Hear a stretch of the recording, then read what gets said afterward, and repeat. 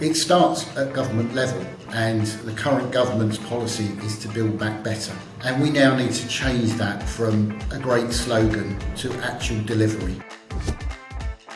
In terms of society, there's many things that we can all do, and I think we're all starting to learn that. But I think what's really driving home now is we've just had a year of COVID-19, where for all of the collective changes to our lives, we resulted in a fraction of the savings in carbon emissions that we need to make as a country and as society.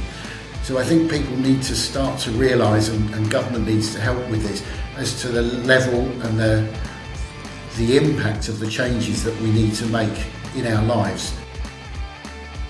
We are now at the point where we can be designing and constructing buildings that consume 1/10 of the energy that is traditional.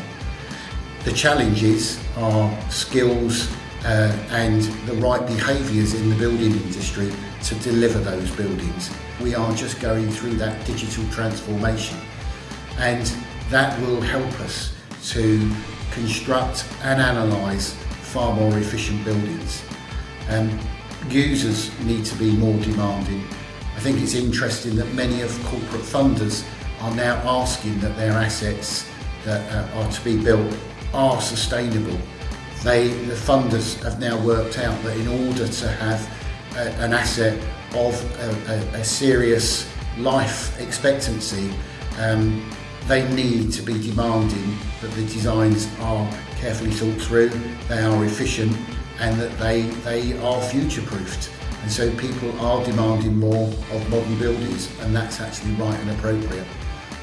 So we need to see from government tightening of building regulations, making the minimum standards far more tougher to meet the demands of tomorrow.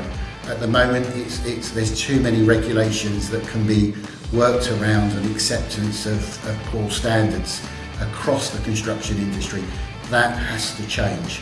Why is that problem there? We need to invest in skills. We need to invest in appropriate technologies, and all of that has been talked about, but I think the rate that we need those things to happen is now at a level that I don't think we fully understand, so we need to accelerate that. I guess the world is now looking to the engineers to save the world.